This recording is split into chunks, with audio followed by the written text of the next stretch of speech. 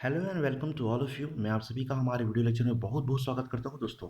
जैसा कि आप सभी को पता है कि हम क्लास 8 के सब्जेक्ट्स को कवर कर रहे हैं, जिसमें कि आप क्लास 8 के सिविक्स के टॉपिक्स कवर कर रहे हो, जिसमें आप पढ़ रहे हो केंद्र की सरकार, जिसका पार्ट 1 मैंने ऑलरेडी अपलोड कर चुका है। तो इसमें हमने पढ़ चुका है संसद के बारे में पढ़ लिया, इसमें हमने कवर कर लिया आपके लोकसभा के बारे में कवर कर लिया दोस्तों, इसमें हमने आपके राज्यसभा के बारे में कवर कर लिया। So now we are going to discuss about संसद के कार्य। ओके, तो संसद के कार्य से हम स्टार्ट करने वाले हैं, तो लेट्स बिगिन द लेक्चर। देखिए दोस्तों, संसद के क्या क्या कार्य हैं। इसमें बताया गया है कि संसद का प्रमुख कार्य क्या होता है, कानून बनाना। एक्चुअली क्या है, आपने कभी टेलीविजन पे देखा ही होगा, जो पार्लियामेंट होती है उसमें कई सारे मंत्रीगण इकट्ठे होते हैं, कई सारे एमएलए, कई सारे एमपी इकट्ठे होते हैं, और वो लोग क्या काम करते हैं, कानून बनाने का काम करते हैं। तो यहाँ देखिए, दूसरा मंत्रिमंडल के कार्यों की समीक्षा करना। तो अब ये मंत्रिमंडल क्या है दोस्तों, देखिए जैसा कि क्या होता है कि कोई प्रधानमंत्री है, जैसे हमारे देश की कोई प्रधानमंत्री है, तो उनके कुछ मंत्रीगण होते हैं और उनका एक मंत्रिमंडल होता है। तो वो मंत्रिमंडल कौन कौन से कार्य कर रहे हैं अपने क्षेत्रों में, अपने राज्यों में कौन कौन से कार्यों को अंजाम दे रहे हैं, इन सभी कार्यों की समीक्षा करना, ये भी संसद का कार्य होता है। संसद में उनके कार्यों के बारे में डिस्कशन किया जाता है और निर्णय लिया जाता है कि क्या सही है क्या गलत है। अगर मान लीजिए किसी मंत्री को पैसे की रिक्वायरमेंट होती है, तो वो संसद में जाकर के बोलता है और उसके बाद उसको पैसे इश्यू कर दिए जाते हैं। और अपनी जवाबदेही भी संसद सुनिश्चित करता है, मतलब जवाबदेही मतलब यही सुनिश्चित करता है कि जो मंत्रिमंडल है, जितने मंत्रीगण हैं, वो सभी सही से काम कर रहे हैं या नहीं कर रहे हैं। ओके, नेक्स्ट है आपका कार्यपालिका। कार्यपालिका को आप इंग्लिश में एडमिनिस्ट्रेशन बोलते हो दोस्तों, एडमिनिस्ट्रेशन। तो देखिए, इसमें लिखा गया है कि संसद में जो कानून बनता है उसे लागू करने की जवाबदेही सरकार के जिस महत्वपूर्ण अंग की होती है, उसे कार्यपालिका कहते हैं।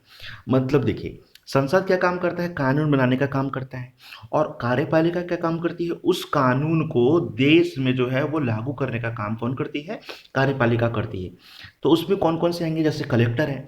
तो अब जैसे मान लीजिए मंत्रिमंडल किसी कानून को पास कर दिया, अब उसके बाद वो लेटर जो है कलेक्टर के पास जाएगा और कलेक्टर उसको क्या करेगा, अपने डिस्ट्रिक्ट में लागू कराएगा। तो इस तरीके से ये कार्यपालिका के कार्यभार को संभाला जाता है दोस्तों। उसके बाद देखिए, राष्ट्रपति। राष्ट्रपति क्या होता है, भारत का कार्यपालिका जो कमेटी होती है उसका मुखिया ही प्रधानमंत्री कहलाता है, सॉरी, उसका मुखिया ही राष्ट्रपति कहलाता है। तो इसका जो मुखिया राष्ट्रपति है दोस्तों, तो सरकार का समस्त कार्य राष्ट्रपति के नाम पे किया जाएगा। क्योंकि देखिए एक्चुअली क्या होता है, मैं आपको इसको थोड़ा डिटेलिंग बता देता हूँ। अगर मान लीजिए कोई कार्य करवाना है, जैसे मान लीजिए कोई ओवरब्रिज बनवाना है कहीं पे, तो वहां पे क्या होगा, लोकसभा में वो प्रस्ताव पेश किया जाएगा, है ना। तो स्टार्टिंग में जब वो प्रस्ताव पेश किया जाएगा कि हम ये बनाना चाहते हैं, ये स्कूल खोलना चाहते हैं या हॉस्पिटल खोलना चाहते हैं, फिर लोकसभा में वो पास होने के बाद राज्यसभा में जाएगी। राज्यसभा में जब वो पास होगी, उसके बाद जाएगी प्रेसिडेंट के पास, यानी कि हमारे राष्ट्रपति के पास। राष्ट्रपति उस प्रस्ताव पे जब सिग्नेचर करेंगे, तब जाकर के वो कानून बनेगी, और उसके बाद इसे जो है पुनः लोकसभा में भेजेंगे, और उसके बाद प्रधानमंत्री उसे लागू करवाएंगे। तो ये एक प्रोसेस होता है दोस्तों। ओके, अब इस तरीके से इसकी पूरी कहानी समझ में आती है। अब देखिए राष्ट्रपति की शक्तियां क्या क्या हैं। तो पहली इस राष्ट्रपति की शक्तियां हैं कि राज्यों के जितने राज्यपाल होते हैं, महाधिवक्ता होते हैं, मुख्य चुनाव आयुक्त जो होता है, जो सुप्रीम कोर्ट होता है, हाई कोर्ट होता है, उसके मुख्य न्यायाधीश, और जो संघ लोक सेवा के अध्यक्ष होते हैं, मतलब जैसे कलेक्टर हो गए, इन सब की नियुक्ति में राष्ट्रपति प्रमुख भूमिका निभाता है दोस्तों। उसके बाद सेकंड पॉइंट है, राष्ट्रपति भारत की सेनाओं का सर्वोच्च सेनापति होता है। सेनापति जो भारत की आर्मी है, उसका सर्वोच्च सेनापति राष्ट्रपति को कहा जाता है, याद रखिएगा, प्रधानमंत्री को नहीं कहा जाता। थर्ड पॉइंट है, राष्ट्रपति दूसरे देशों से युद्ध की घोषणा तथा संधियां और समझौते कर सकता है।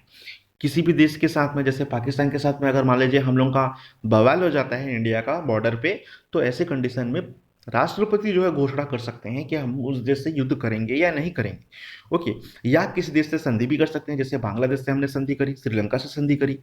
ओके, तो इस तरीके से इन सब चीज़ों को राष्ट्रपति तय करते हैं। उसके अलावा क्या है, राष्ट्रपति के पास क्षमादान करने की भी शक्ति होती है। अगर मान लीजिए किसी व्यक्ति को फांसी की सजा लगी हुई है और उसका चाल चलन सही है, उसने जजेस ने जो है उसको सबूत नहीं मिलने की वजह से उसको फांसी की सजा दी हुई है, तो ऐसे कंडीशन में राष्ट्रपति को जब इसके बारे में पता चलता है, तो उसे क्षमादान भी दे सकते हैं। ये एक कमाल की बात है। ओके, और उसके बाद जो है, यदि भारत की सुरक्षा को युद्ध आदि का खतरा हो तो राष्ट्रपति पूरे देश के लिए आपातकाल की घोषणा कर सकते हैं। आपातकाल में क्या होता है दोस्तों कि घरों से बाहर नहीं निकलना होता, घरों के अंदर ही रहना पड़ता है। तो एक खतरनाक कंडीशन है आपातकाल, क्योंकि उस कंडीशन में अगर आप घर से बाहर निकलोगे तो पुलिस आपको पकड़ के जेल में बंद कर देगी बिना किसी सर्च वारंट के। तो ये कुछ प्रोसेसेस हैं यहाँ पे बताया गया है। नेक्स्ट देखिए दोस्तों कि राष्ट्रपति इन सारी शक्तियों का उपयोग प्रधानमंत्री और मंत्रिपरिषद की सलाह से करता है। वो अकेले नहीं करेगा, वो प्रधानमंत्री को बोलेगा कि आप सलाह दो सर कैसे करें अपन, और प्रधानमंत्री मंत्रिपरिषद को बोलेंगे। वैसे ही एक तो बहाना है कि मंत्रिपरिषद से पूछेंगे, प्रधानमंत्री का ही डिसीजन सर्वे सर्वा होता है क्योंकि। तो यहाँ पे देखिए कुछ बातें कही गई हैं, जैसे राष्ट्रपति की नियुक्ति के लिए क्या योग्यता होनी चाहिए, राष्ट्रपति का कार्यकाल कितने वर्ष का होना चाहिए, ये सभी चीजों को आप गूगल से सर्च कीजिए दोस्तों। ओके, तो यहाँ पे देखिए हम डिस्कशन करेंगे न्यायपालिका के बारे में। तो न्यायपालिका के बारे में बताया गया कि पिछली कक्षा में आपने जिला न्यायालय और उच्च न्यायालय, जिला न्यायालय यानी डिस्ट्रिक्ट कोर्ट, उच्च न्यायालय यानी हाई कोर्ट के बारे में आपने स्टडी करा है, जिसको मैंने बताया भी है आप सभी को। ओके, तो अब हम सर्वोच्च न्यायालय यानी कि सुप्रीम कोर्ट के बारे में बात करेंगे। देखिए छोटे लेवल पे जैसे दीवानी मामले होते हैं, जैसे जमीन संबंधी मामले, छोटे छोटे मामले होते हैं, उसको सिविल कोर्ट निपटा लेता है, जो आपके डिस्ट्रिक्ट में होगा, जिस डिस्ट्रिक्ट में आप रह रहे होगे। ओके, और उसके अलावा अगर वहाँ पे कोई फैसला तय नहीं हो पाता तो हाई कोर्ट में लोग अमूमन जो है अपील करते हैं। छत्तीसगढ़ का हाई कोर्ट आपके बिलासपुर में है, आपको पता ही होगा, सही। ओके, तो इस तरीके से अगर वहां पे भी केस सॉल्व नहीं होता, अगर आपके मौलिक अधिकारों का हनन हो रहा है, जिसको हमने स्टडी करी है अच्छे से, तो ऐसे केस में आप सर्वोच्च न्यायालय यानी सुप्रीम कोर्ट में अपील कर सकते हो। तो यहाँ देखिए यह देश का सबसे बड़ा न्यायालय है जो दिल्ली में स्थित है। इसे उच्चतम न्यायालय भी कहा जाता है दोस्तों। ओके, तो यहाँ देखिए उच्चतम न्यायालय के अधिकार और कार्यों के बारे में कुछ बातें कही गई हैं, जैसे उसके कुछ क्षेत्राधिकार हैं, कुछ अधिकार क्षेत्र हैं। पहला है प्रारंभिक अधिकार क्षेत्र, ओके, इसमें बताया गया है। दूसरा है अपीलीय अधिकार क्षेत्र, और तीसरा है परामर्श क्षेत्र। तो यहाँ पे ये तीन क्षेत्रों के बारे में बताया गया है। तो आइए डिस्कशन करते हैं इन क्षेत्रों के बारे में। सबसे पहले हम कवर करेंगे प्रारंभिक अधिकार क्षेत्र। तो इसमें बताया गया है कि इसके अंतर्गत जो सुप्रीम कोर्ट है वह कुछ मुद्दों पर सुनवाई कर सकता है, जैसे ऐसे मुकदमे जो केंद्र और राज्य के बीच में चल रहे हो। जैसे कि मान लीजिए कोई स्टेट है, जैसे स्टेट आपका छत्तीसगढ़ है, यहाँ पे आपकी कांग्रेस की सरकार है, लेकिन केंद्र पे बीजेपी की सरकार है। तो अगर दोनों के बीच में किसी मामले को लेकर के कोलैप्स होता है, ऐसे कंडीशन में क्या होगा ना दोस्तों, कुछ ऐसे मुकदमे भी होते हैं जो दो या दो से अधिक राज्यों के बीच में भी होते हैं। जैसे कि मैं आपको बताना चाहूँगा, जैसे तेलंगाना राज्य है, अगर आप साउथ इंडिया की बात करो तो वहाँ पे आपको देखने को मिलेगा, ये देखिए जैसे ये इंडिया का मैप है, तो यहाँ पे आपको केरल है, तमिलनाडु है, ओके, और उसके बाद जो है यहाँ पे तेलंगाना क्षेत्र है, आंध्र प्रदेश का क्षेत्र है। तो यहाँ पे जो नदियों के बीच में कुछ यहाँ पे विवाद चल रहा था दोस्तों। कैसे नदियों के बीच में विवाद चल रहा था, जैसे मान लीजिए कि यहाँ पे तेलंगाना क्षेत्र है, वो कहती थी कि नहीं वो नदी हमारे यहाँ से जाती है तो उसका पानी केवल हम ही पिएंगे। और उसके नीचे वाले जो अलग राज्य हैं, जैसे कि आपका आंध्र प्रदेश है, जैसे कि आपका कर्नाटक है, तो वो लोग कहते थे कि नहीं वहाँ का पानी केवल हम लोग पिएंगे, वो हमारा अधिकार है, अगर वो आपके यहाँ से जा रहा है तो आपको उसका टैक्स देना पड़ेगा। ये ऐसे ही कुछ विवाद चल रहे थे। तो ऐसे कंडीशन में क्या होता है ना, जब दो या दो से अधिक राज्यों के बीच में विवाद चल रहा हो तो ऐसे कंडीशन में राष्ट्रपति वहां दखल दे सकता है। उसके बाद तीसरा मुद्दा है ऐसे मुकदमे जो किसी नागरिक के मौलिक अधिकारों के हनन से संबंधित है।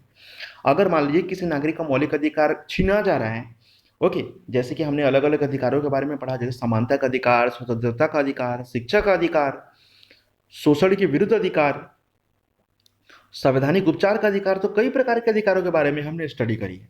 तो उनसे संबंधित अगर किसी मौलिक अधिकार का हनन होता है, ऐसे कंडीशन में आपको सुप्रीम कोर्ट का दरवाजा खटखटाना चाहिए, आपको जरूर न्याय मिलेगा।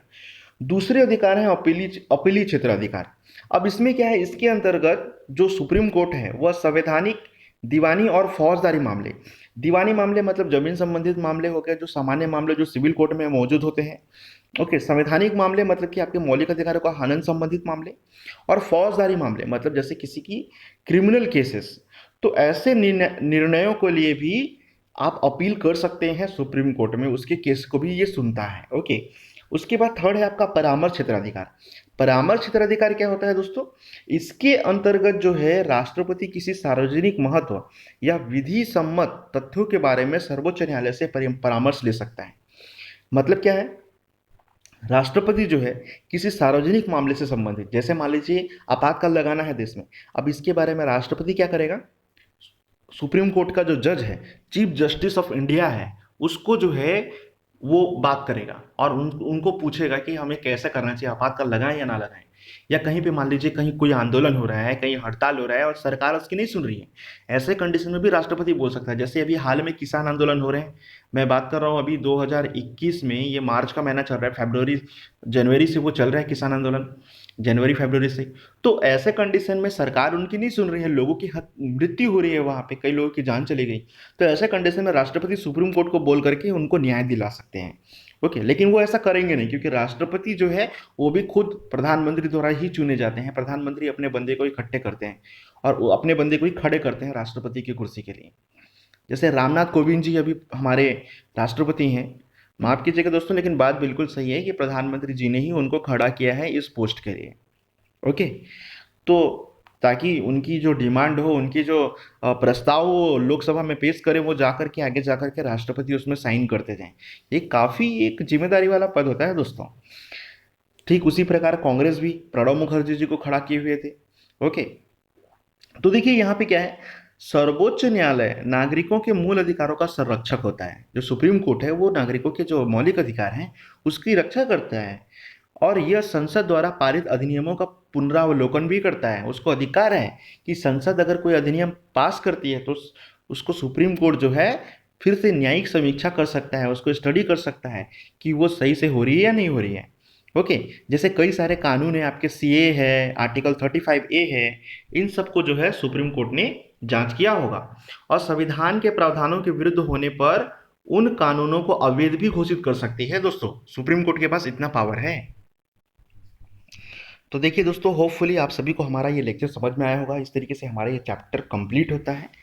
ओके, तो मैं अपने सारे व्यूअर्स को बोलना चाहूँगा कि आप हमारे चैनल को सब्सक्राइब करें, अपने दोस्तों में शेयर करें और ज़्यादा से ज़्यादा लोगों को बताएं।